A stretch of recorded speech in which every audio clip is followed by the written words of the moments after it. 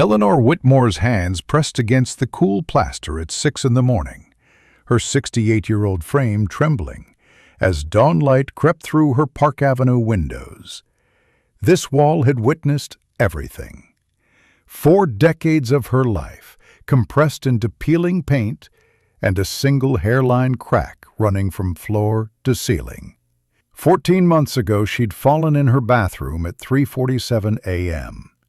6 hours alone on cold tile before her daughter found her. Fractured wrist, shattered dignity. Now Dr. Hartley suggested something he called wall push therapy.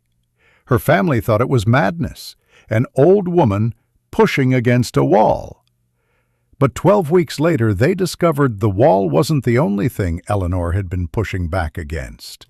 What she found behind that wall, buried in her body for 54 years, would unravel every secret her family thought they knew about Vietnam, about sacrifice, and about the man she'd loved enough to risk everything. Leave a like and share your thoughts in the comments, along with the city you're watching from. Now, let's continue with the story. The apartment had been Eleanor's sanctuary since 1984. 3 bedrooms overlooking Central Park, where autumn leaves now painted the trees in shades of rust and gold. The living room wall, her wall, bore that distinctive crack, like a scar that had been bearing weight for far too long. She kept Richard's bedroom locked, had done so since March 15, 2020, the day his heart finally gave out at 75. His reading glasses still sat folded on the nightstand inside, perched atop a book he'd never finish. His cologne lingered faintly in the fabric of curtains she couldn't bring herself to wash.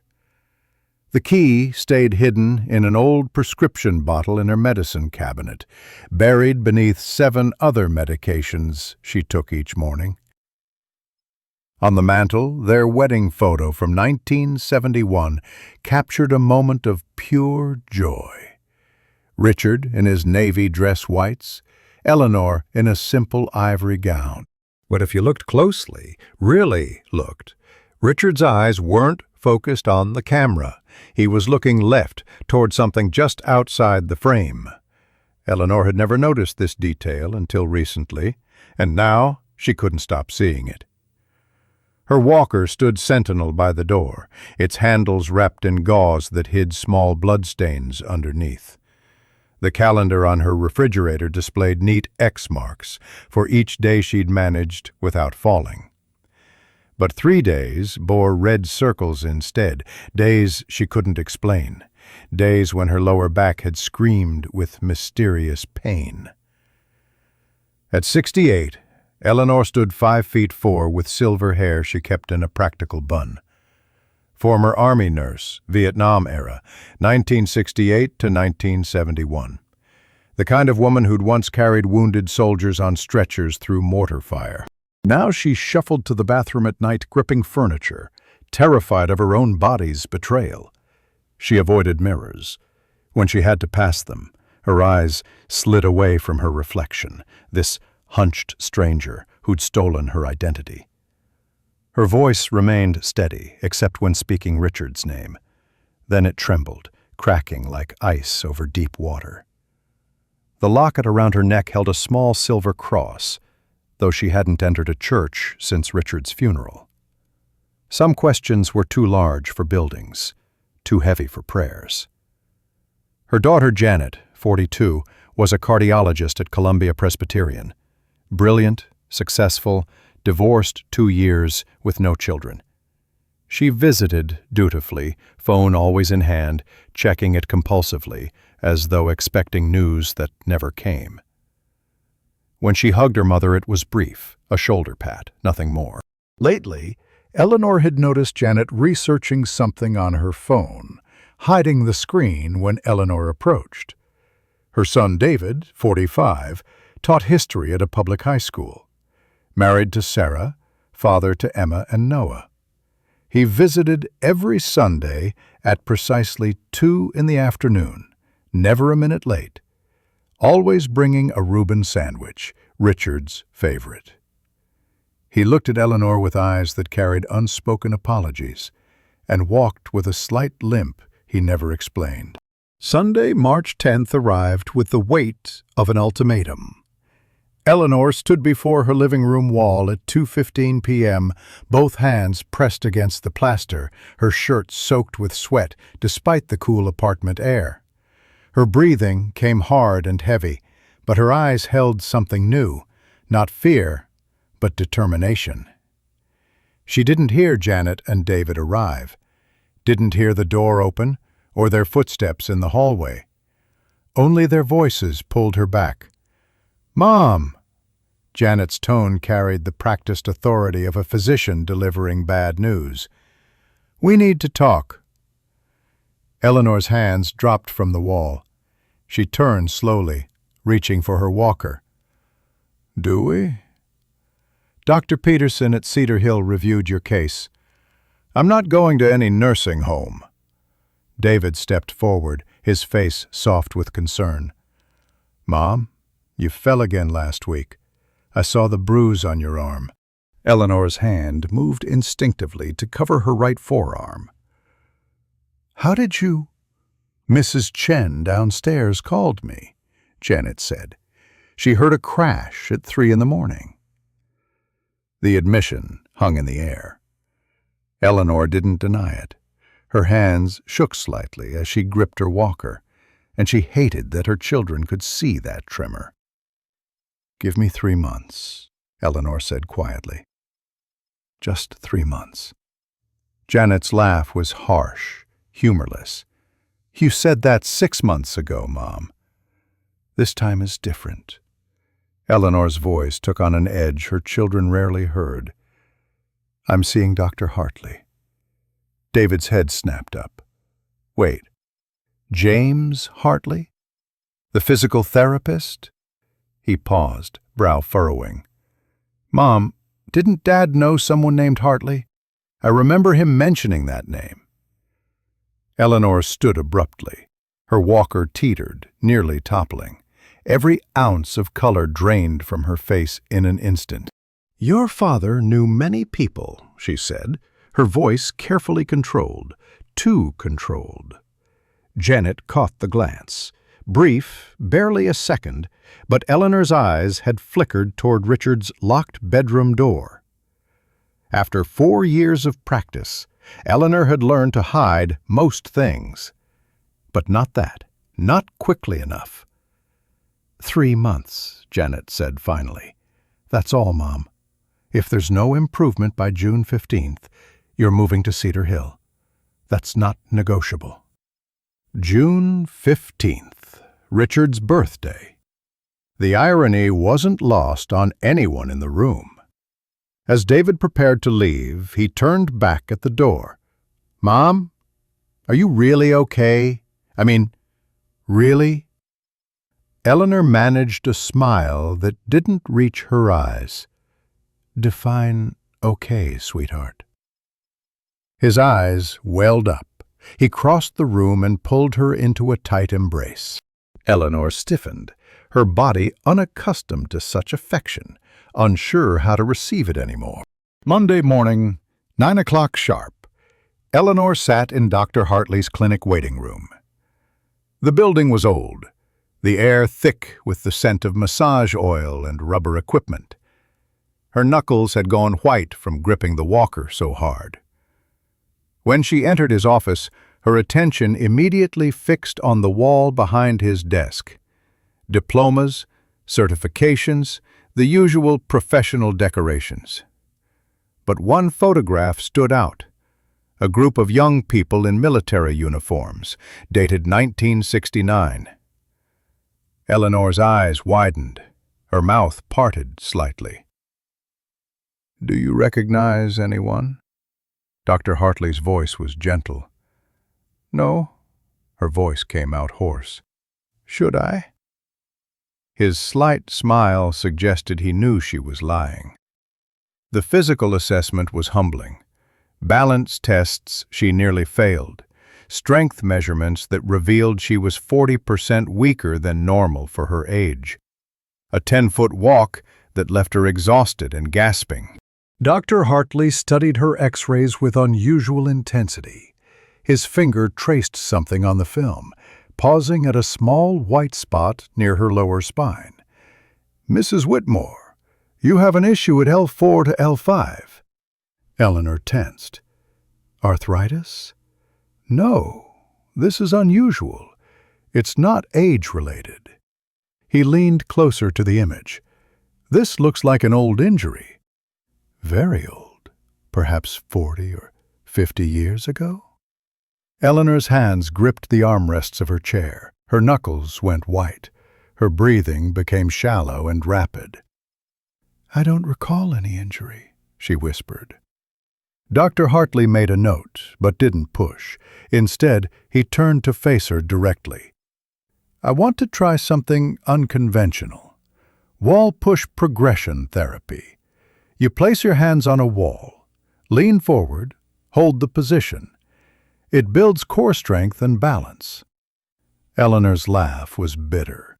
"I'm 68, not a Marine recruit." "Funny you mention that."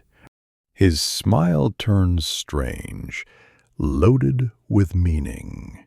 "This method was originally developed for veterans, especially those carrying particular burdens in their backs." Eleanor froze mid-movement. Complete stillness. The room seemed to grow colder. 10 seconds passed in silence. "What did you say?" Her voice barely rose above a whisper. "The exercise helps with lower back burdens." As Eleanor gathered her things to leave, Dr. Hartley stopped her at the door. "Mrs. Whitmore, I should tell you something. Richard and I knew each other." Her walker clattered to the floor. She grabbed the doorframe for support, her face ashen. "You knew Richard?" "We met in Da Nang, 1969. I was a medic." "He was a pilot. And you—" He paused deliberately. "You saved his life. He asked me to watch over you if anything happened to him. But he made me promise not to tell you until you were ready to remember." Eleanor's legs gave out. Dr. Hartley caught her, guiding her to a chair. "Remember what?" The words barely escaped her lips. "April 14th, 1970. The night everything changed." Tuesday, March 12th, 6 in the morning. Eleanor stood alone in her living room as dawn light crept through the windows, casting long shadows across the wall. Her shadow appeared taller on that surface, straighter than her actual hunched posture, as though the wall knew something about her that she'd forgotten. She placed her hands on the plaster, shoulder-width apart, stepped back 6 inches, leaned forward until her body formed a 45-degree angle. The goal was simple. Hold for 3 seconds. Her heart pounded like helicopter rotors in her chest, a sound she hadn't consciously remembered in decades, but recognized instantly. Sweat streamed down her temples despite the cool room. Her arms shook violently. Breathing came rapid and panicked. But she held the position. 3 full seconds. As she pushed against the wall, a strange sensation bloomed in her lower back. Not pain, exactly. More like something unlocking. Like removing a piece of armor she'd worn so long she'd forgotten it was there. The memory hit without warning.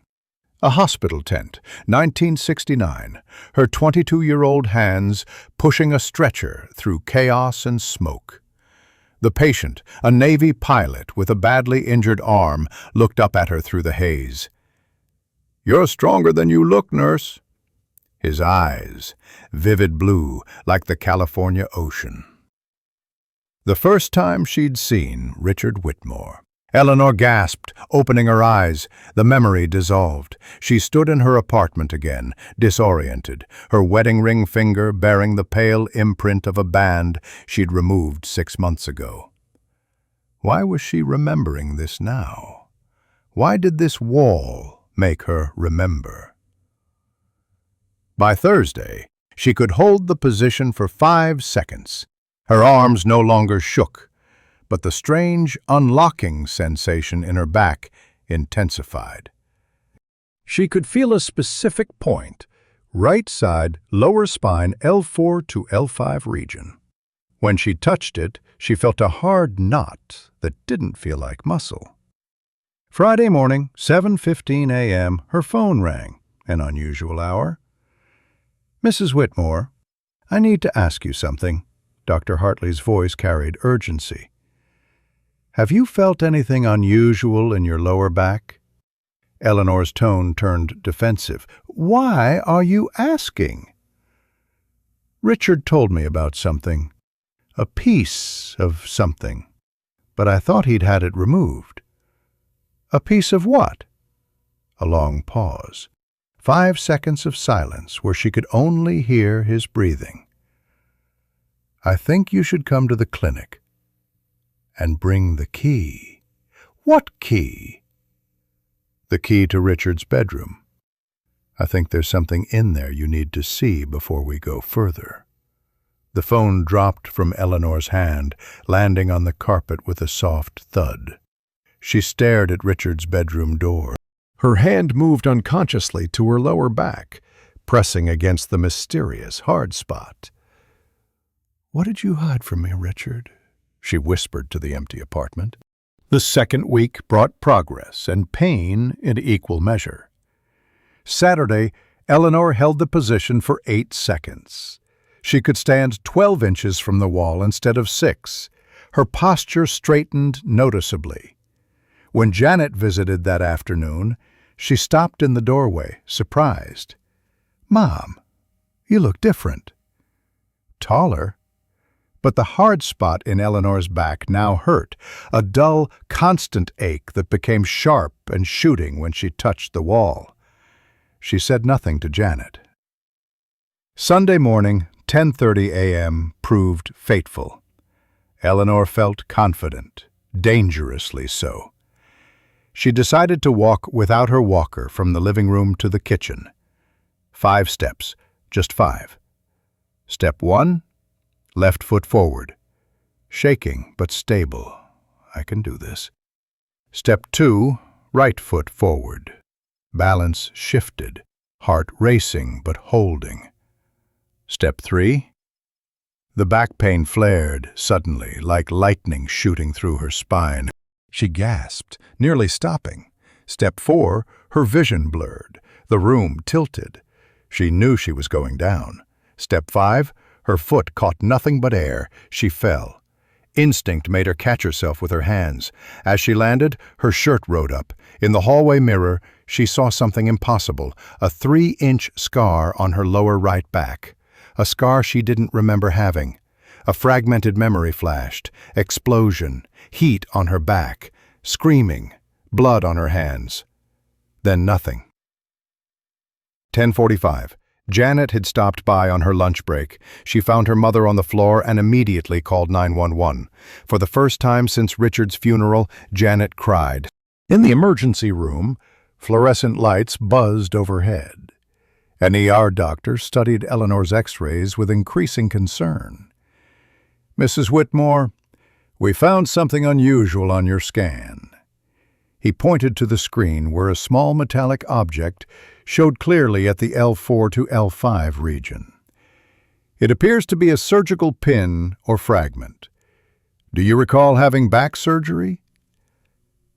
"I've never had back surgery." The doctor checked her medical records on his computer. "According to a file from 1972, you did have a procedure, but—" He scrolled, frowning. "Pages 3 and 4 are missing from your record." Janet stepped forward, her cardiologist training taking over. "May I see the x-ray?" She studied it intently, her brow furrowing deeper with each second. "That's not a surgical pin. The shape is wrong. It looks more like—" She paused, looking at her mother with dawning horror. "It looks like a bullet fragment." All color drained from Eleanor's face. Her hands began shaking uncontrollably.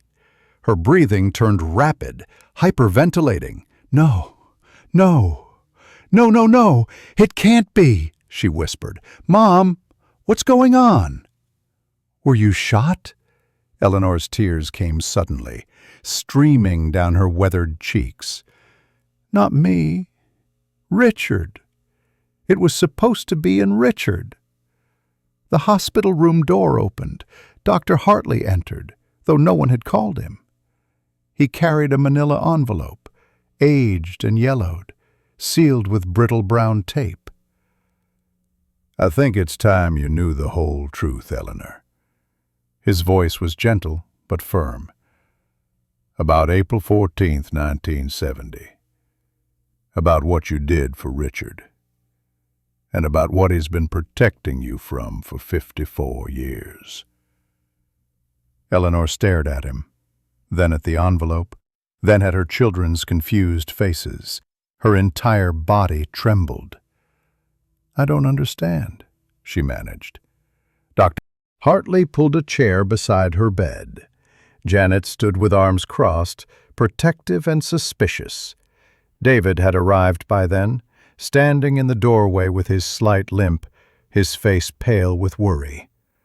"I was 19 years old," Dr. Hartley began, "an Army medic at the 95th Evac Hospital in Da Nang." He opened the envelope carefully, removing old Polaroid photographs that had become brittle with age.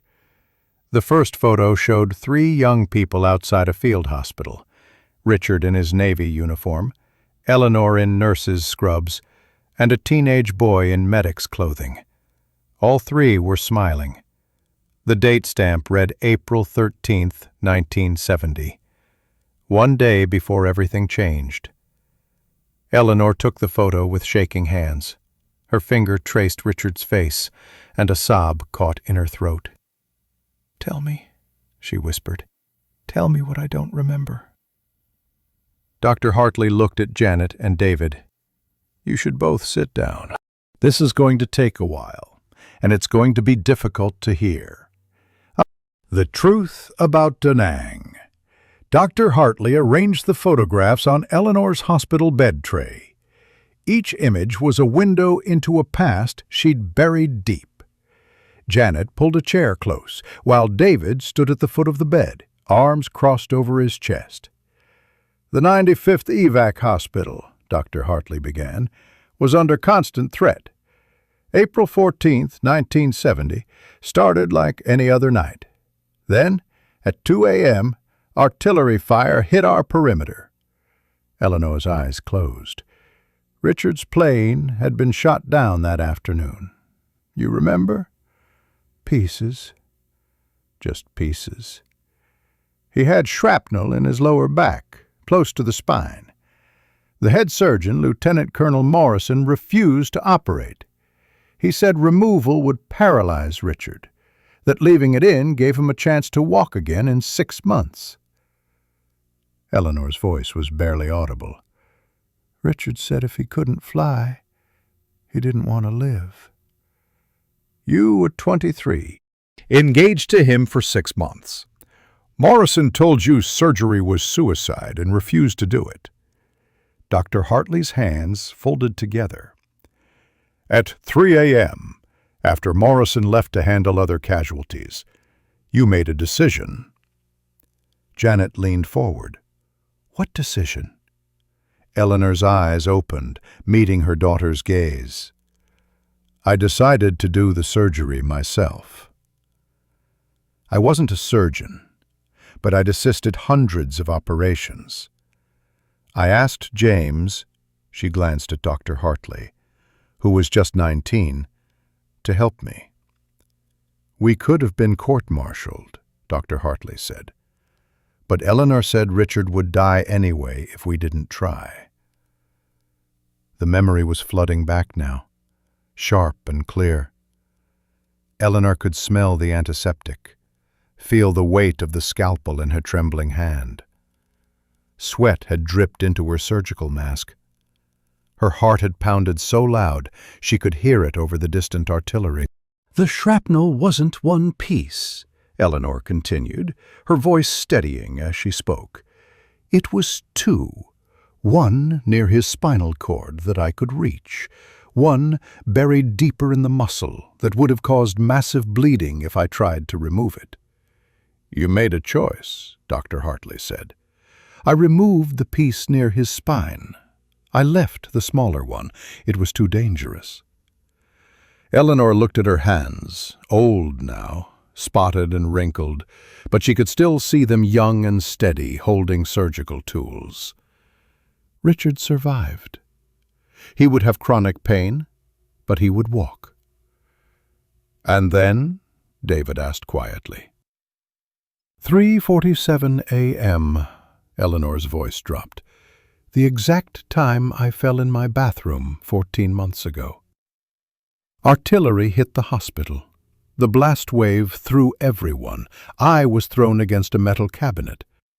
I felt something sharp in my lower back, but I didn't stop. I couldn't stop. "I had to finish the surgery, had to close the incision." Dr. Hartley picked up the story. By 4:30, Richard was stable. Eleanor's back was bleeding, but in the chaos, a field medic, not me, I was concussed, bandaged it quickly. No proper x-ray was done. "I thought it was just a shrapnel scratch," Eleanor said. "I went back to work." "Morrison discovered the unauthorized surgery at dawn," Dr. Hartley continued. "He was furious. Threatened court-martial for both of you. Richard, barely conscious, took full responsibility. He said he'd ordered Eleanor to operate." "Morrison discharged us both," Eleanor said. "Sent us home immediately." "Janet's medical training kicked in, so you both thought the fragment was in Dad. Neither of you knew you had one, too." "We married in June 1971, Eleanor said. "Richard had chronic back pain. We always assumed it was his fragment." "I had occasional pain, but I thought it was just aging. Stress from raising you children."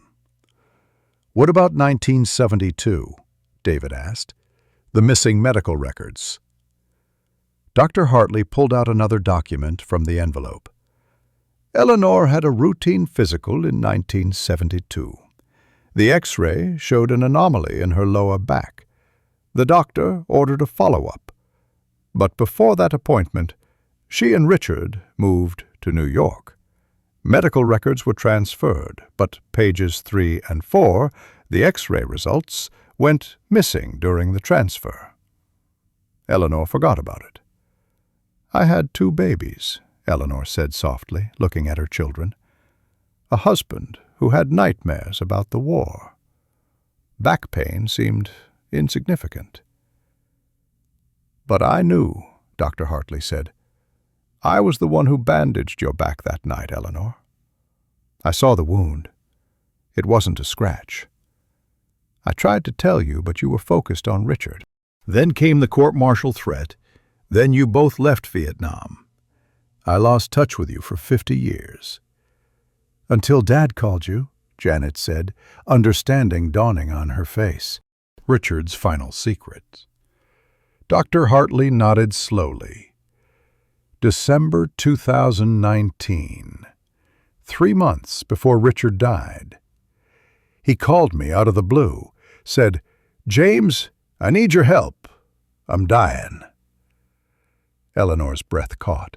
She'd known Richard's heart was failing, but hearing it from someone else made it real again. He wasn't worried about himself, Dr. Hartley continued. He was worried about you, Eleanor.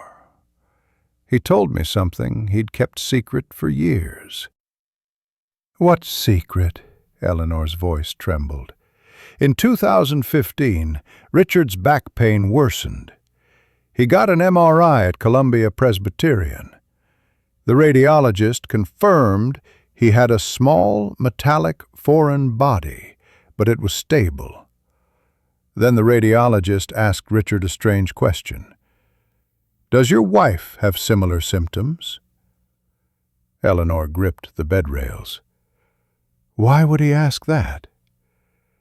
Because the radiologist had pulled up your 1972 X-rays. They were in the same hospital system. He showed Richard. You also had a metallic fragment, but yours was different. Different how?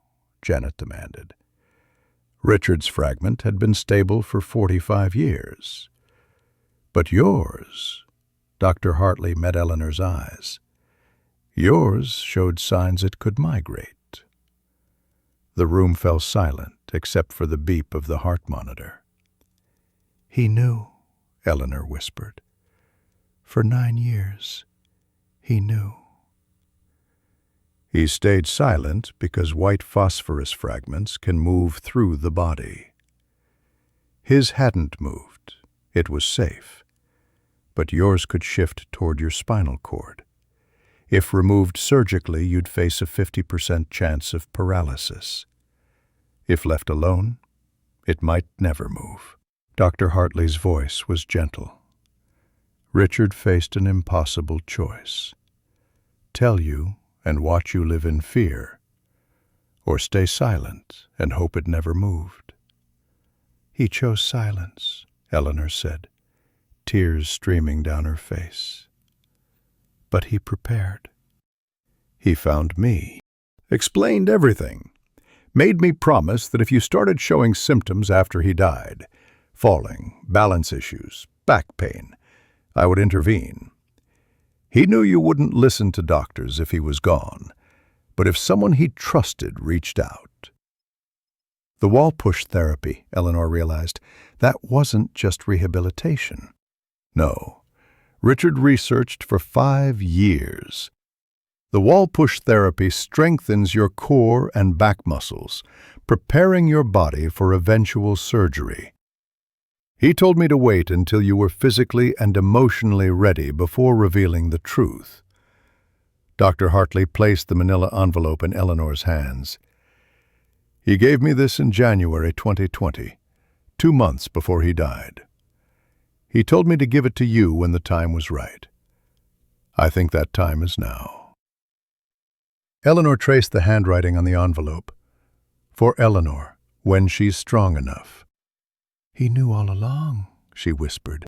He was protecting me, even when I thought he was gone. Janet stood abruptly, her chair scraping against the floor. So my father let my mother walk around with a bullet in her back for 50 years? He was protecting her, Dr. Hartley said firmly. The surgery that she now needs because it's moving?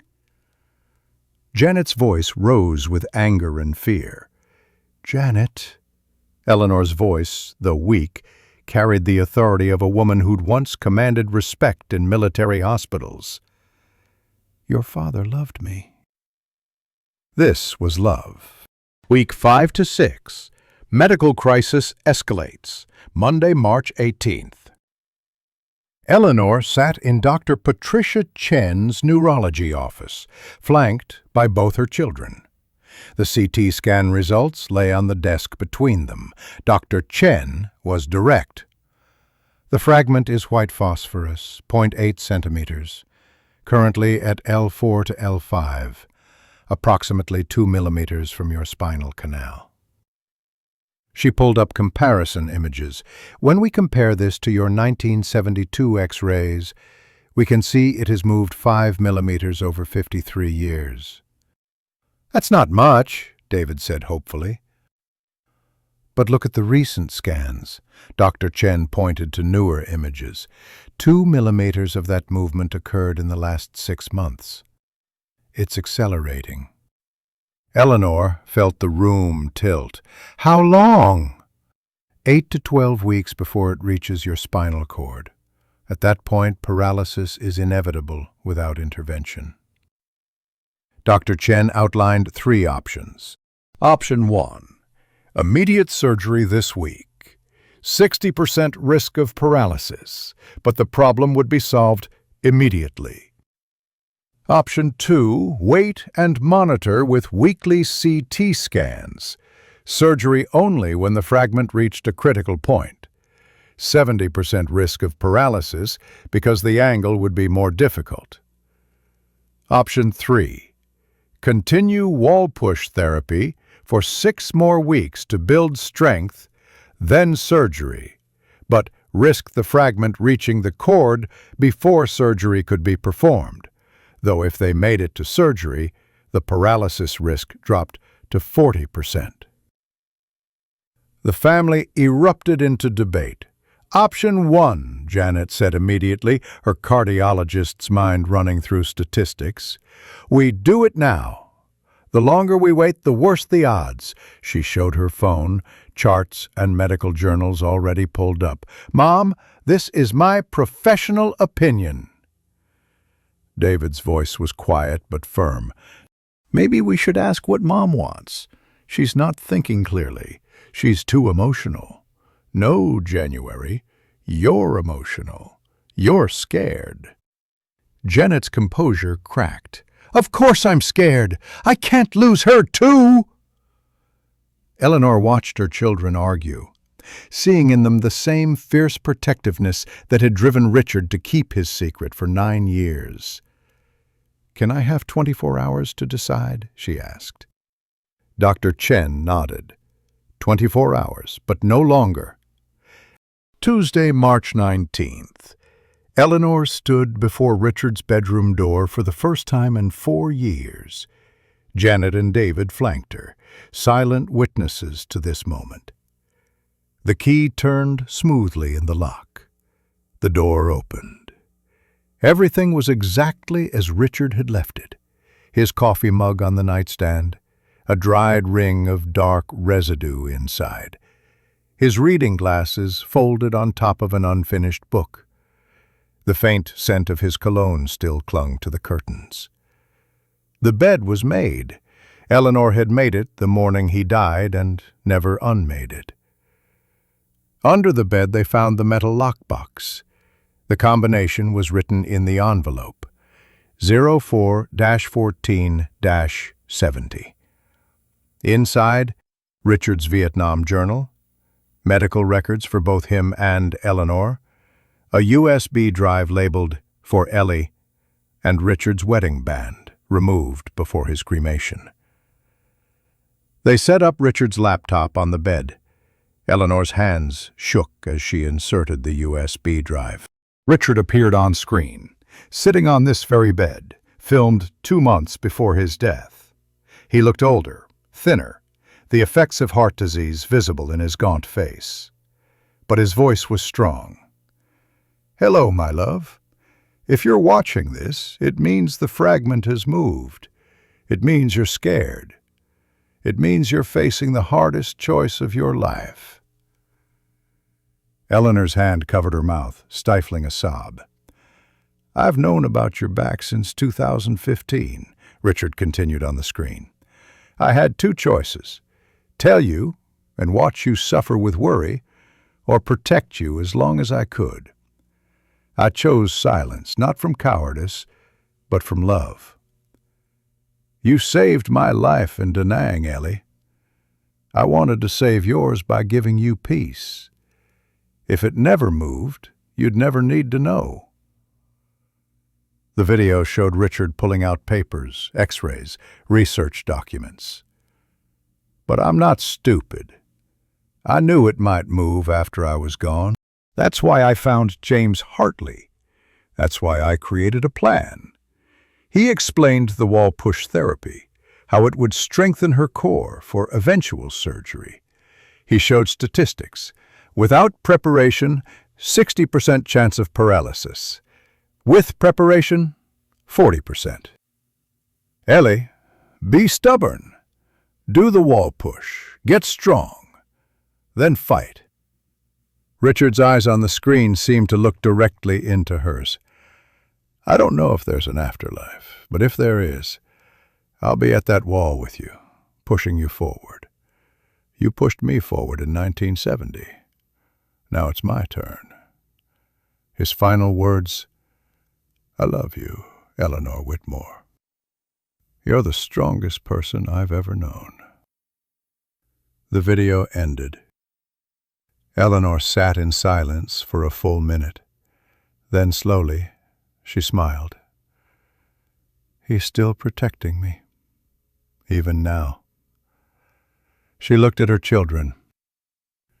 Option 3. 6 weeks of wall push, then surgery.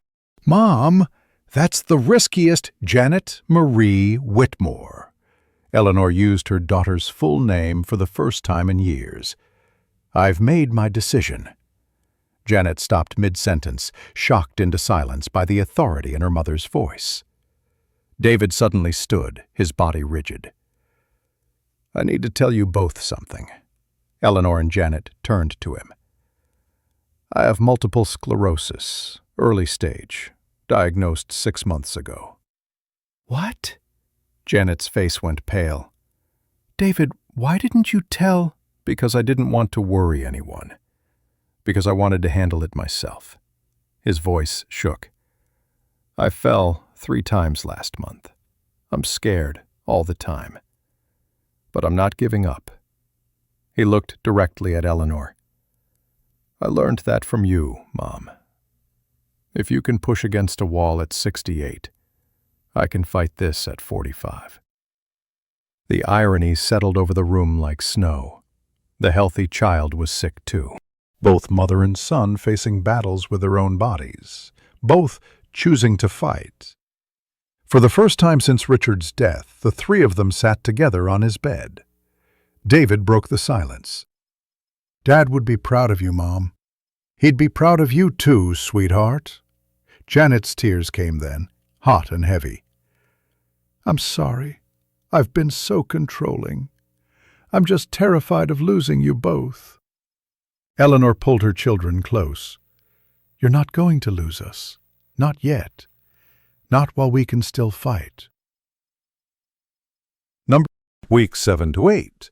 Training and revelation. The following weeks blurred into a montage of pain and progress. Monday through Wednesday of week 7, Eleanor held her wall push for 15 seconds, standing 18 inches away. Her back screamed in protest, but she took the gabapentin and continued. Thursday brought another fall. Bathroom, 3:47 a.m., the cursed time again. But this time, she caught herself on the sink, didn't hit the ground. A small victory that felt enormous. Friday's MRI showed the fragment had moved another 2 millimeters. Dr. Chen's face was grave. You have 4 weeks maximum before surgery becomes an emergency. The timeline was set. Surgery must happen by June 12th. On Saturday, David brought his children to visit. Emma, 12, watched her grandmother with curious eyes. Grandma, why do you push the wall? Eleanor smiled, slightly out of breath from her morning session. Because sometimes the only way to move forward is to push back against what's stopping you. Like in video games? Exactly like that, sweetheart. Week 8 marked a turning point. Monday, 20 seconds, 24 inches from the wall. Physical changes were visible, straighter posture, defined arms, confidence in her stance. But the pain required increasing doses of medication. Tuesday, Janet arrived with coffee and sat with her mother in silence for 5 full minutes before speaking. Mom, I need to apologize. After Dad died, I was so scared of being alone. I wanted to put you in Cedar Hill not to protect you, her voice broke, but to protect me from watching you die. I couldn't handle another loss. Eleanor set down her coffee and took her daughter's hand. Oh, honey. You're not going to lose me. Not yet. Wednesday, David called during his own physical therapy session for MS. "I'm doing wall pushes too, Mom. We're doing this together." Eleanor's eyes filled with tears. "Together," she echoed. Thursday, during a PT session, Dr. Hartley became emotional. "I've felt guilty for 54 years. I bandaged your back that night. I should have insisted you get x-rayed properly. James, you were 19, in a war zone. You saved Richard's life by helping me. We all did what we had to do." Friday brought the final pre-surgery assessment. Core strength had improved 70%. Balance allowed her to stand on one foot for 10 seconds. Walk test, 100 feet unassisted. Dr. Chen reviewed the results. "Mrs. Whitmore, you've given yourself the best chance possible. Surgery is June 12th. Be ready. Week 9 to 10. The waiting and the letter." The days took on a strange, suspended quality. Each morning at 6, Eleanor performed her wall push, now 30 seconds, 30 inches from the wall. Janet had taken leave from the hospital and joined her mother for breakfast at 8. David's Sunday visits became daily occurrences, and every evening at 7, Eleanor sat in Richard's room and talked to him as if he could hear. Thursday, May 23rd, 3 weeks before surgery, Eleanor finally opened Richard's letter. She'd been avoiding it, afraid of what it might say, afraid of the emotions it might unleash.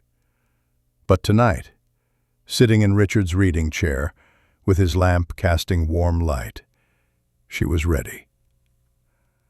The handwriting was unmistakably his, strong, clear, slightly slanted to the right. "My dearest Ellie, if you're reading this, it means the fragment has moved. It means you're scared. It means you're about to make the hardest choice of your life." Eleanor's tears fell onto the paper, smudging the ink slightly. She read on.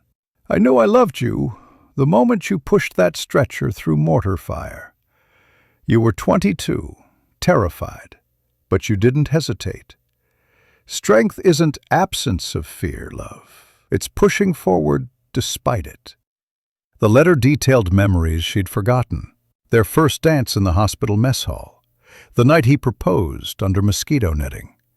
The morning they learned she was pregnant with Janet. "You gave me 50 more years. You gave me our children. You gave me a life worth living. If I had to choose between flying and loving you, I'd choose you every time. You made the right choice that night in Da Nang." Then came the confession.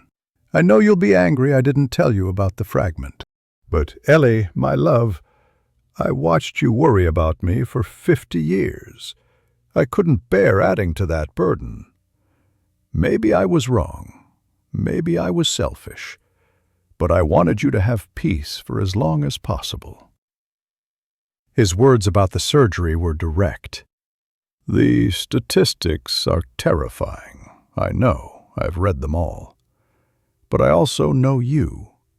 You're the woman who performed surgery in a war zone. You're the woman who raised 2 children while I was deployed for months. You're the woman who held my hand when I was dying and told me it was okay to let go. You're stronger than this surgery. You're stronger than that fragment. You're stronger than your fear." The closing made Eleanor's chest ache. Do the wall push. Get strong. Then fight. And when you're in that operating room, know that I'm there with you.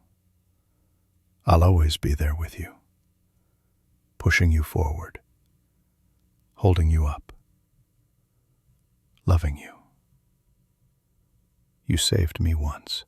Now save yourself. All my love, forever and always. Richard. A postscript directed her to page 47 of his journal. With shaking hands, Eleanor opened the worn leather journal to the marked page. The entry was dated April 15th, 1970, the day after she'd operated on him. Woke up today, alive, because of her. Eleanor performed unauthorized surgery on me last night. She could be court-martialed. She could lose everything.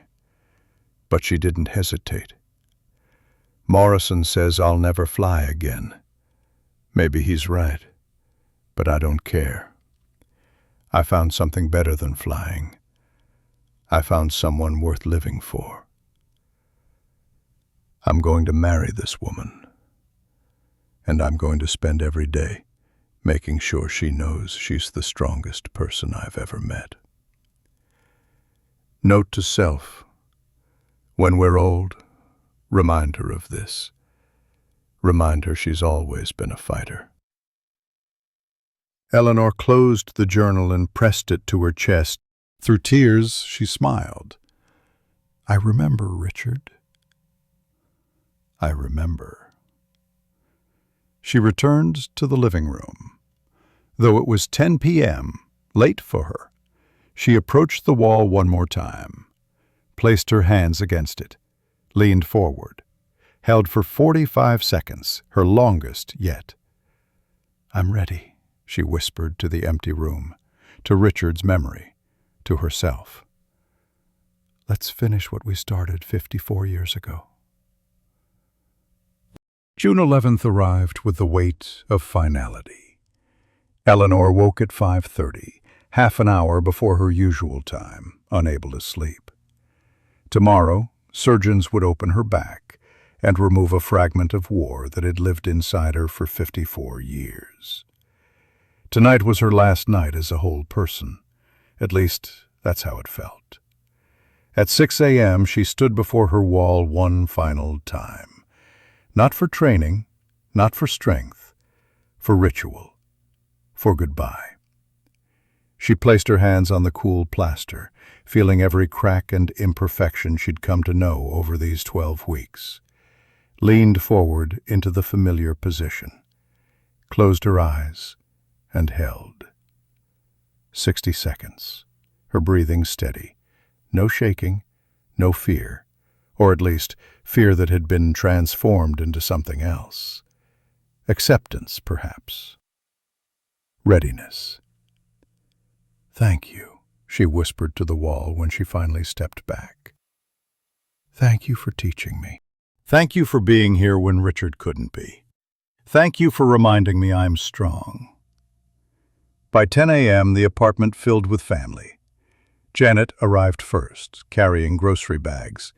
David came with Sarah and the children. They'd planned a potluck breakfast, Richard's tradition for important occasions. The table soon overflowed with Richard's favorite foods.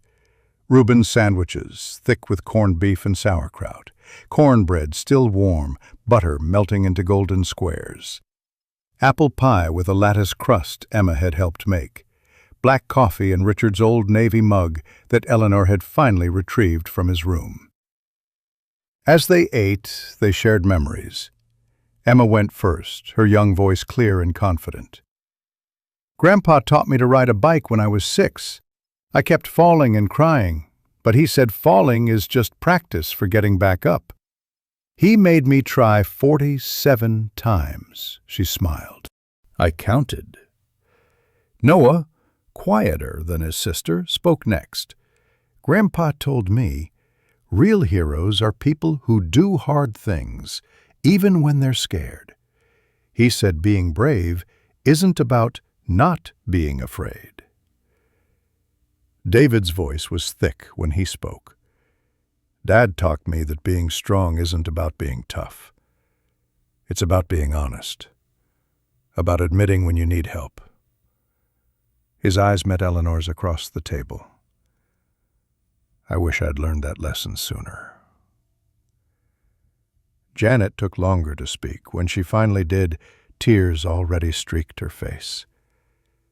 Dad taught me that love means trusting someone to make their own choices, even when those choices scare you, even when you think you know better.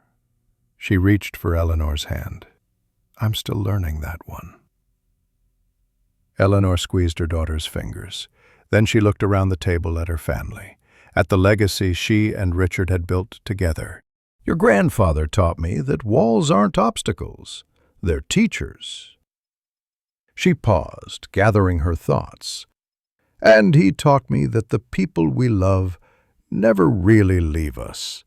They become part of our strength, part of who we are. The afternoon passed in quiet preparation. Eleanor packed a small bag for the hospital. Richard's wedding photo went in first, wrapped carefully in tissue paper. His reading glasses, even though she didn't need them, just to have something of his to hold. The USB drive with his video, his letter now creased from multiple readings, and a small American flag that had draped his coffin at the military funeral. At 7:30, Richard's old homecoming time from when he worked at the Veterans Center, Eleanor asked everyone to join her in the living room. The entire family gathered: Janet, David, Sarah, Emma, Noah, even Dr. Hartley had come, honoring his promise to Richard to see this through. Eleanor approached the wall one last time with an audience, placed her hands against it, leaned forward, held for 90 seconds while her family watched in reverent silence. When she straightened and turned to face them, her voice was clear and strong. Whatever happens tomorrow, I want you to know I chose this. I chose to fight, and I'm grateful for every moment that led me here. That night, Eleanor couldn't sleep. At 11, she gave up trying and moved to Richard's side of the bed, the first time in 4 years. She sat where he used to sit, leaning against his pillow that no longer smelled like him, but still felt like home. She picked up the wedding photo from her hospital bag and traced his face with one finger. Richard, I'm scared, she whispered to the silent room. But I'm ready. Wait for me at that wall. Wait for me. June 12th, 5 a.m., Columbia Presbyterian Hospital, 7th floor neurosurgery wing. Eleanor arrived wearing the comfortable clothes Janet had selected, loose sweatpants and a button-up shirt she wouldn't have to pull over her head afterward. Afterward. If there was an afterward where she could still dress herself. The pre-op holding area was a curtained cubicle with a gurney, monitors, and 2 bright fluorescent lighting. A nurse helped Eleanor change into a hospital gown that tied in the back, the fabric thin and impersonal. Dr. Patricia Chen arrived first, reviewing the surgical plan one final time.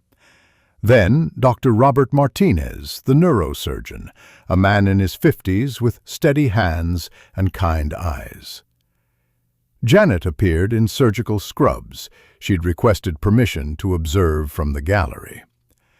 David waited in the family area with Sarah and Dr. Hartley. At 5:30, Dr. Martinez pulled a chair close to Eleanor's gurney. Mrs. Whitmore, I need to review the risks one final time. It's protocol. Eleanor nodded, her mouth dry. 40% chance of partial paralysis, primarily affecting your legs. 5% chance of complete paralysis below the waist. 2% chance of death on the table due to complications. He paused. 53% chance of full recovery with no permanent deficits. Better than half. Better odds than she'd had in Da Nang when she'd operated on Richard. Where do I sign? She signed the consent form without hesitation, her signature as steady as it had been when she'd signed their marriage license in 1971. David came in next. He hugged her tightly, and this time she hugged back with all her strength. Keep doing your wall pushes, she told him. Remember, we're fighters. I love you, Mom. I love you too, sweetheart, and I'm so proud of you. Janet was last. She stood beside the gurney, professional in her scrubs, but with tears threatening to spill. Thank you for letting me make my own choice, Eleanor said. Thank you for being strong enough to make it. Janet's voice cracked. They embraced, truly embraced, for the first time since Richard's funeral.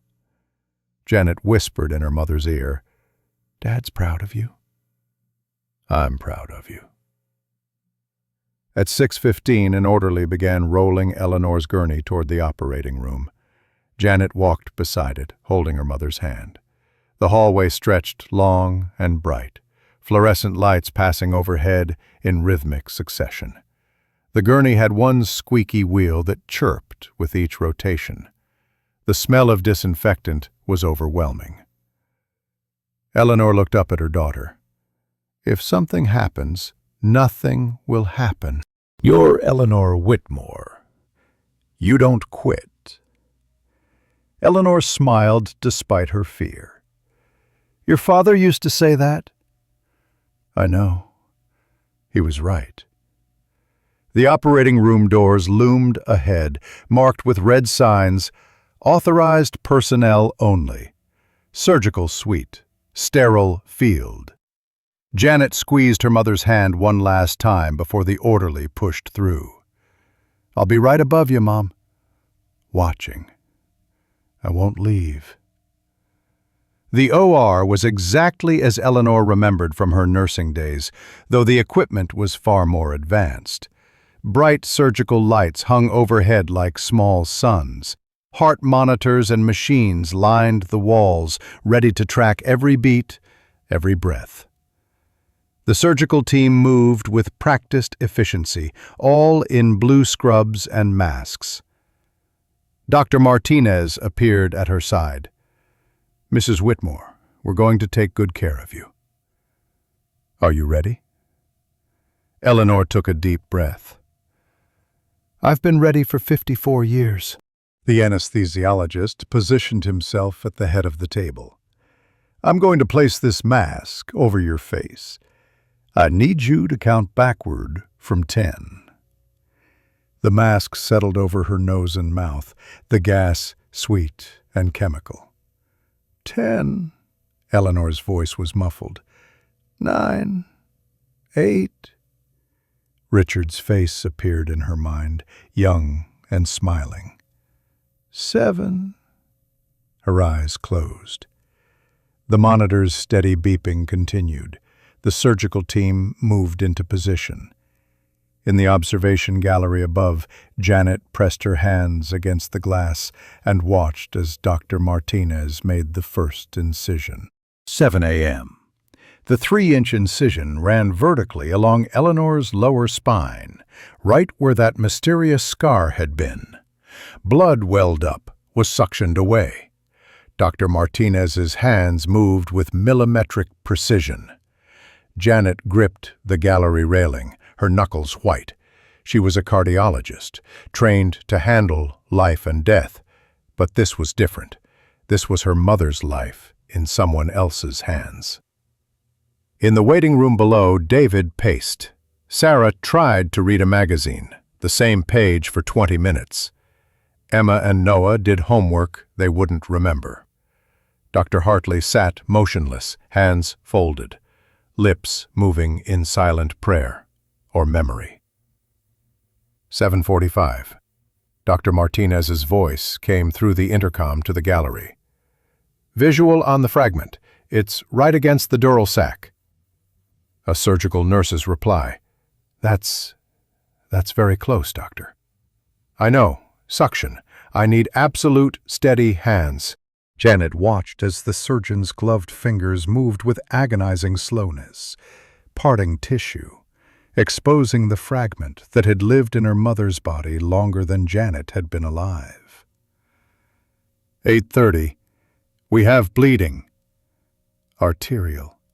Minor, but I need to control it. The anesthesiologist's voice, calm but alert. BP dropping. 110/70. 100/65. Stay with me, Eleanor, Dr. Martinez said, though Eleanor couldn't hear him. Stay with me. Janet gasped. A nurse in the gallery moved toward her. Dr. Morrison, you might want to step out. I'm staying.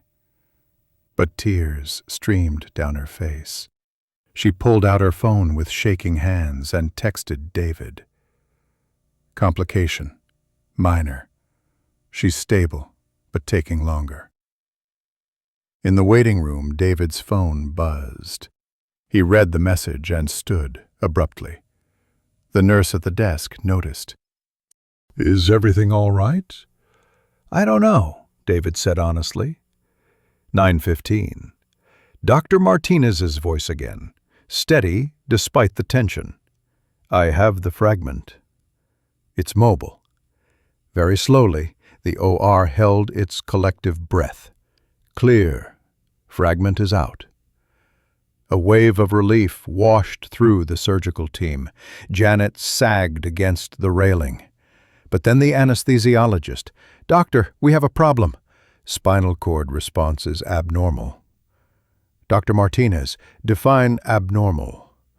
Reduced motor response in lower extremities. The silence that followed felt like death itself. Janet's world tilted.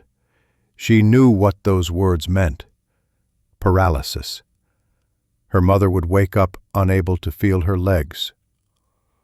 9:30. I'm reducing anesthesia slightly to test motor function, the anesthesiologist announced. They applied stimulus to Eleanor's feet. Waiting for a response, any twitch, any sign that the nerves still worked. 10 seconds passed. 20. 30. The monitor beeped steadily, but the feet remained still. Janet couldn't watch. She turned away, pressing her forehead against the cool glass. Then, we have response. Slight but present. Toe twitch on right foot. Janet spun back around.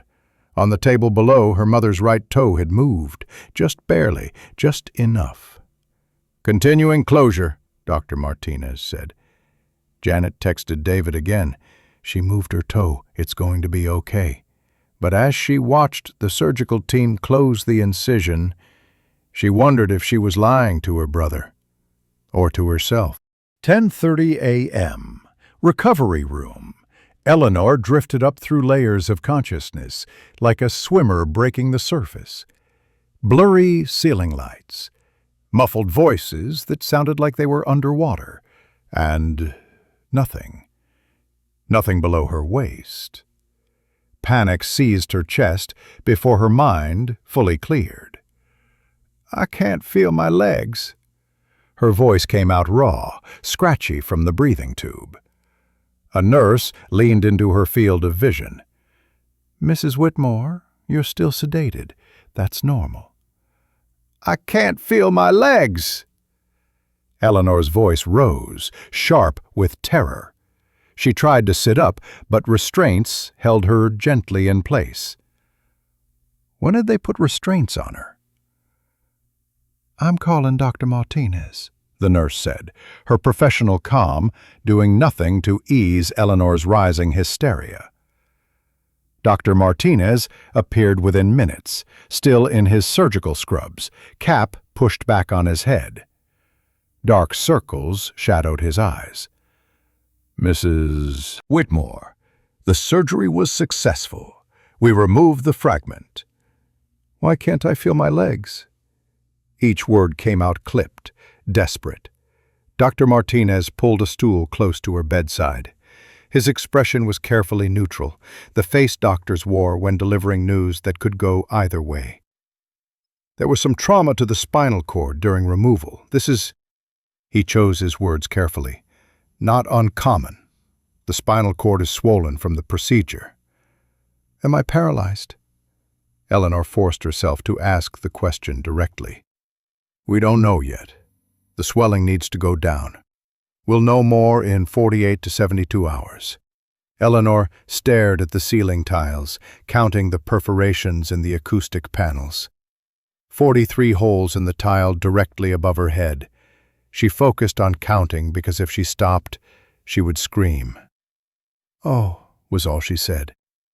The door opened. Janet rushed in, still wearing surgical scrubs, her face blotchy from crying. She grabbed her mother's hand. "Mom, I'm here. I'm right here." Eleanor looked at their joined hands. "I can't feel you holding my hand." Janet's composure shattered. She bent over the bed rail, sobbing into her mother's shoulder. 5 p.m. They'd moved Eleanor to the ICU for closer monitoring. David had arrived by then, Sarah beside him. Emma and Noah waited outside, too young for ICU visits, clutching get-well cards they'd made. David stood frozen in the doorway when he first saw his mother. She looked small in the hospital bed, diminished in a way he'd never seen before. Even at Richard's funeral, even in the depths of grief, Eleanor had maintained a certain presence. Now she looked defeated. He stepped into the hallway where Janet waited, leaning against the wall with her eyes closed. "What are the real odds?" he asked quietly. Janet opened her eyes. Her doctor's mask slipped back into place. "If sensation doesn't return in 72 hours, probably 80% chance of permanent paralysis." David's hand found the wall for support. "And we just wait?" "We wait." Inside the room, Eleanor lay awake but withdrawn. She answered questions in monosyllables, wouldn't make eye contact with the nurses, refused to look at Richard's photo on her bedside table, refused to let anyone play his video. 7 p.m. brought Dr. Hartley. He pulled a chair to her bedside and sat without speaking for a long moment. "Eleanor, I know you're scared." A bitter laugh escaped her throat. "Scared? I'm paralyzed, James. That's past scared. You don't know that yet. I can't feel anything." "How is that not knowing?" Dr. Hartley leaned forward. "Richard told me to tell you something if this happened. I don't want to hear it." Eleanor turned her face away. "He said, if Ellie gives up, remind her she's already done the impossible. She saved me in 1970. She raised 2 kids while I was deployed. She's lived with fear for 54 years and never quit." This is just another wall. Silence stretched between them. "That wall is what got me here," Eleanor finally said, her voice flat and cold. "No, fear is what got you here. The wall was trying to make you strong enough to beat it." Eleanor turned away, facing the window where darkness had already fallen. Dr. Hartley sat with her a while longer, then quietly left. 9 p.m. Alone. The ICU at night was never truly silent. Monitors beeped, ventilators whooshed, nurses' shoes squeaked on linoleum. But Eleanor felt utterly isolated, trapped in a body that had betrayed her. She stared at the ceiling and let the dark thoughts come. "I should have gone to the nursing home. Janet was right. I was stubborn and stupid, and now I'll never walk again. Richard, you said wait for me at the wall, but I can't reach walls anymore. What's the point of living if I'm paralyzed? What's the point of any of this?" The heart monitor registered her elevated pulse. A nurse came to check on her. "Mrs. Whitmore, are you in pain?" Would it matter if I was? The nurse sat down on the stool Dr. Martinez had used earlier. Of course it would. "I'm 68, paralyzed, widowed, alone. What's the point?" Eleanor's voice cracked on the last word. The nurse, her name tag read Maria Santos, RN, didn't offer platitudes. My mother had a stroke at 70, right side completely paralyzed. She lived 15 more years, saw her grandchildren graduate high school and college, saw her daughter become head nurse. She paused. Lived, Mrs. Whitmore. She lived. Good for her, Eleanor said, but the words lacked conviction. Nurse Santos left, but Eleanor could tell she'd noted something in the chart. Psychological evaluation, probably. As if Eleanor's despair was a symptom to be treated, rather than a rational response to catastrophe. 11 p.m. brought crisis. The monitors began alarming, blood pressure spiking, 180 over 110, heart rate accelerating, 120 beats per minute. Eleanor was having a panic attack, but she couldn't feel the physical symptoms, couldn't feel her chest tightening, couldn't feel herself hyperventilating. She only knew because the machines said so. Numbers climbing in red digital displays. The medical team rushed in. Sedative administered through her IV. Dr. Chen called from home. Eleanor felt the medication hit her system. A wave of artificial calm that did nothing for the terror underneath. Dr. Chen arrived 20 minutes later in jeans and a sweatshirt, her hair pulled back hastily. She reviewed Eleanor's chart, frowning. This isn't just panic. Check spinal pressure. They performed a lumbar puncture right there in the ICU. The results showed severe swelling at the surgery site, pressure on the spinal cord increasing rather than decreasing. Dr. Chen's face was grave when she called Janet at 11:45.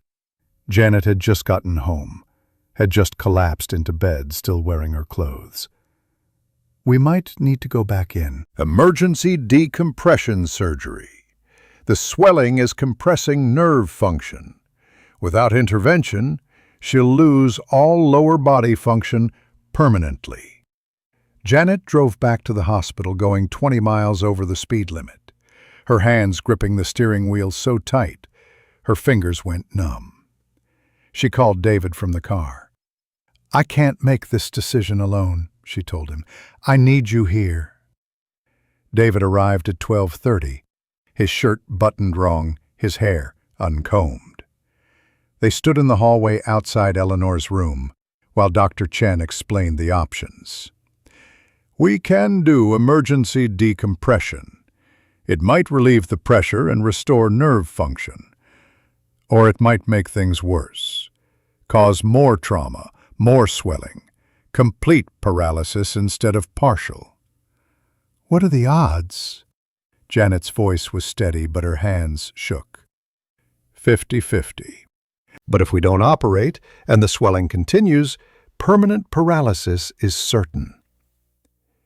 David looked through the window at his mother, unconscious from sedation. What would Mom choose? To fight. Always to fight. Then we fight. But David, Janet's voice broke. What if the surgery makes it worse? What if she wakes up with no feeling at all? What if she hates us for choosing this? David took his sister's shoulders. January, you said it yourself.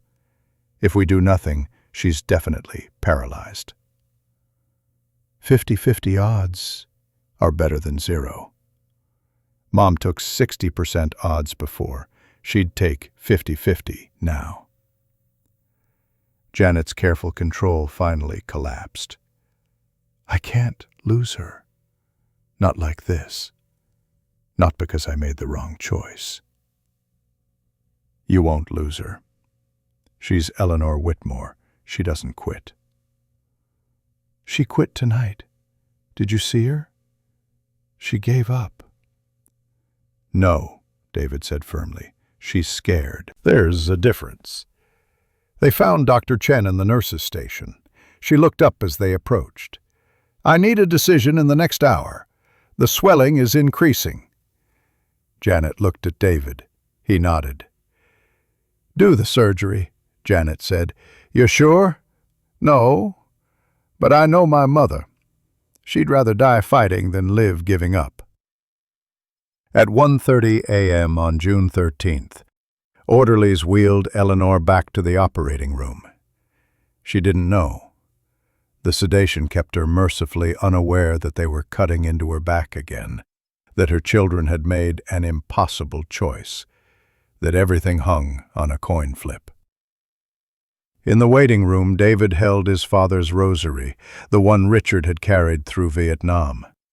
Janet held her mother's wedding ring, removed for the second surgery.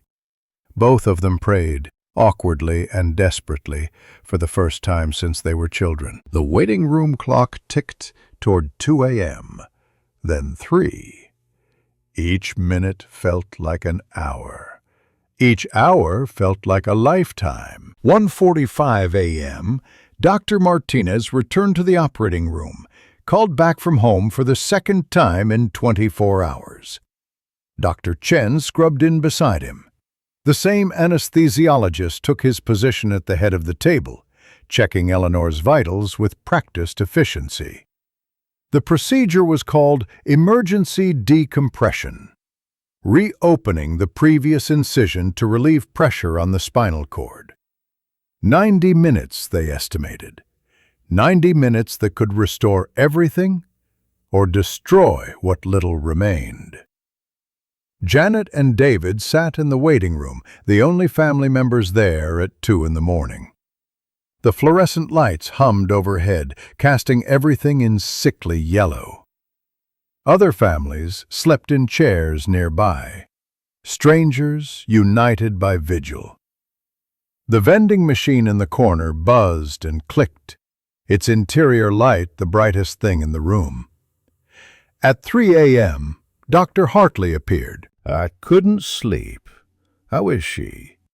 In surgery, Janet said, her voice hollow. Again. Dr. Hartley sat between them. For a long time, nobody spoke. Then he began telling stories about Vietnam, about Richard and Eleanor, about the hospital in Da Nang. There was a wall outside the main tent, he said, bombed-out concrete, half destroyed. After Richard's surgery, when Eleanor faced court-martial, she'd go stand by that wall every night. What would she do? David asked.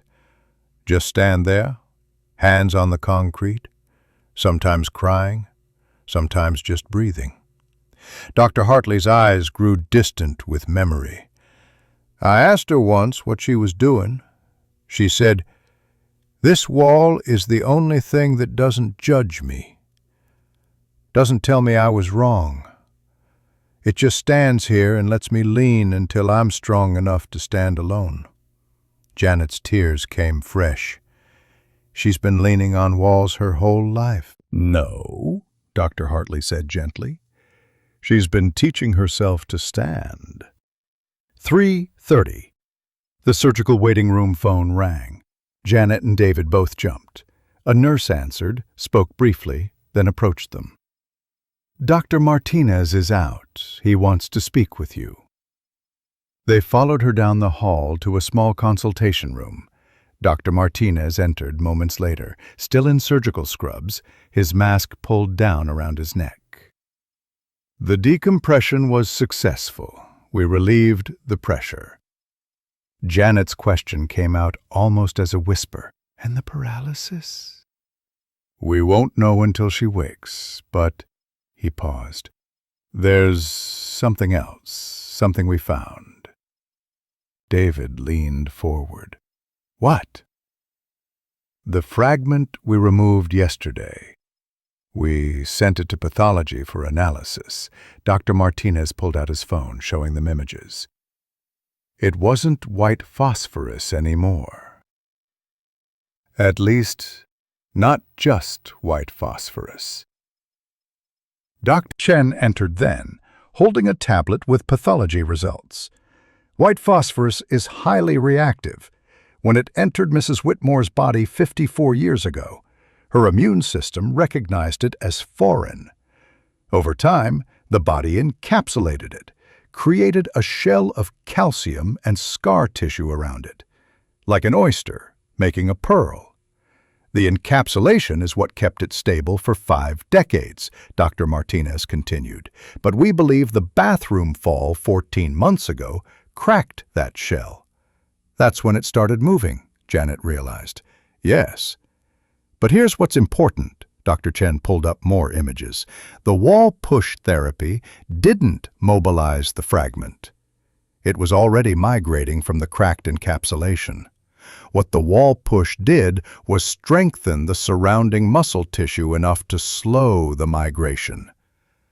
The words took a moment to register. "You're saying," David's voice was tentative, afraid to hope, "Mom's stubbornness saved her?" "Her stubbornness and her strength gave her time. If she hadn't done those exercises, the fragment would have reached her spinal cord 8 weeks ago, before we could intervene." Dr. Martinez's exhaustion showed in the lines around his eyes. The wall didn't hurt her. It bought her time. Janet laughed, a sound caught between relief and disbelief. "Did Dad know about the encapsulation?" Dr. Hartley shook his head. "No. That's why Richard was so protective. He thought it was still active phosphorus."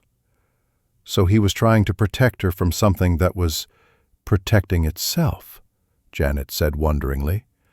"Ironic, isn't it?" Dr. Hartley's smile was sad. Richard's protection and Eleanor's body's own defense, both trying to save her. 4 a.m. Eleanor was returned to the ICU, a new drainage tube in place, fresh bandages covering the twice-opened incision. The monitors showed stable vitals, but she remained deeply sedated, unaware of the surgery, unaware that her children had chosen on her behalf, unaware of everything except the dark void of unconsciousness. Janet held her mother's right hand. David held the left. Dr. Hartley stood at the foot of the bed, a guardian keeping watch.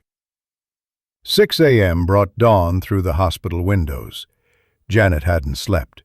Her eyes burned with exhaustion, but she refused to leave.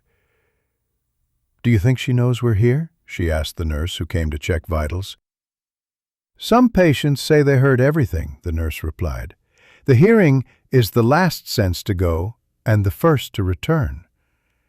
David leaned close to his mother's ear. "Mom, we're here. We're not leaving. You're not alone." 7 a.m. Eleanor's finger twitched. Janet felt it first, the smallest movement against her palm. "Doctor, her hand!" A nurse rushed over, checked the monitors, examined Eleanor's responses. "She's waking up. I'll reduce the sedation." The next 15 minutes stretched into eternity.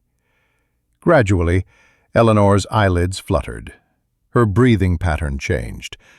Small movements, a turn of the head, a flexing of fingers.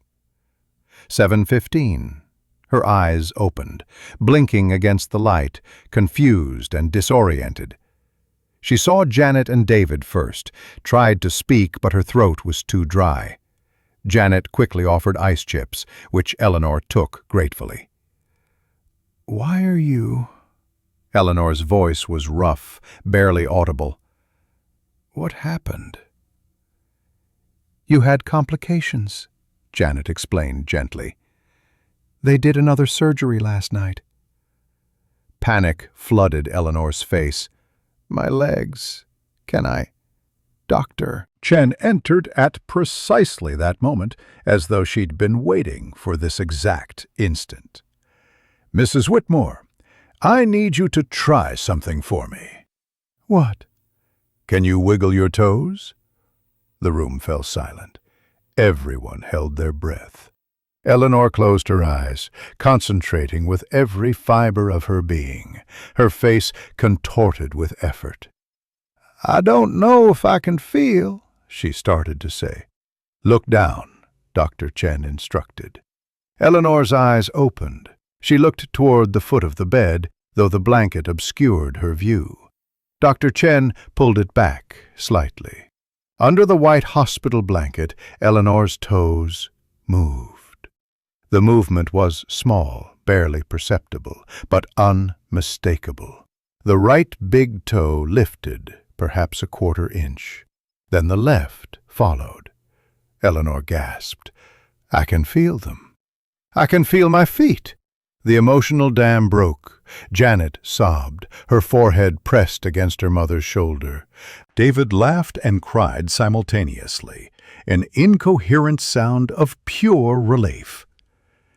Dr. Hartley closed his eyes and exhaled deeply, as though he'd been holding his breath for 54 years.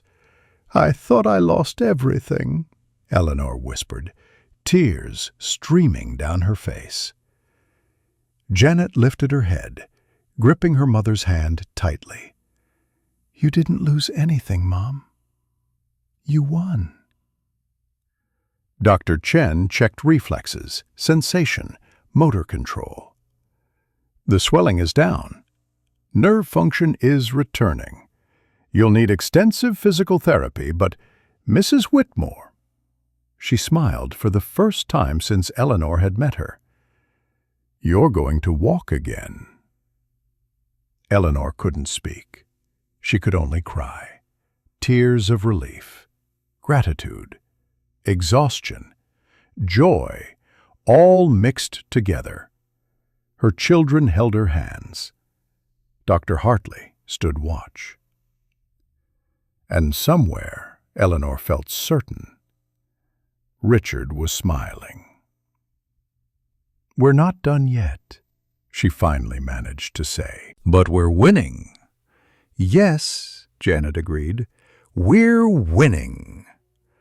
Outside the ICU windows, the sun rose over Manhattan, painting the city in shades of gold and promise. Inside, a family began to heal, not just from surgery, but from years of silence, fear, and unspoken grief. The wall had taught Eleanor to stand. Now her family would help her walk. 3 months later, September 15th, Eleanor stood in her living room at 6 in the morning, the familiar ritual restored, but transformed. Week 1 after surgery had been spent moving from ICU to a regular room. She could wiggle her toes, flex her ankles. Limited sensation, but present. Real. Week 2 brought the first physical therapy sessions. Sitting up independently felt like climbing Everest. Every muscle screamed. But she did it. Week 3, standing with assistance for 30 seconds. Janet and David both present, their hands ready to catch her if she fell. She didn't fall. Week 4, 10 steps with her walker. Dr. Hartley supervising, reminding her of that first wall push. Same determination, Ellie. That's all you need. Now, 12 weeks later, Eleanor walked to the living room wall without assistance. No walker, no cane, just her own 2 feet on solid ground. She placed her hands on the plaster one more time. Not for therapy, for gratitude. She leaned forward, held the position for 60 seconds, feeling the strength in her arms, her core, her legs. "Thank you, old friend," she whispered. "Not for holding me up. For teaching me I could hold myself up." At the community center, she now taught wall therapy for seniors. 12 students, including a 70-year-old woman named Margaret, who was terrified to walk after a fall. "The wall isn't your enemy," Eleanor told her class. "It's your mirror. It shows you you're stronger than you think." That evening, Eleanor stood on her balcony overlooking Central Park. She held Richard's wedding photo, tracing his face with one finger. "You pushed me forward, just like you promised." A breeze lifted the photograph slightly, feeling almost like a touch. Eleanor smiled, turned back inside, and walked, standing tall, living free, finally home in her own body again.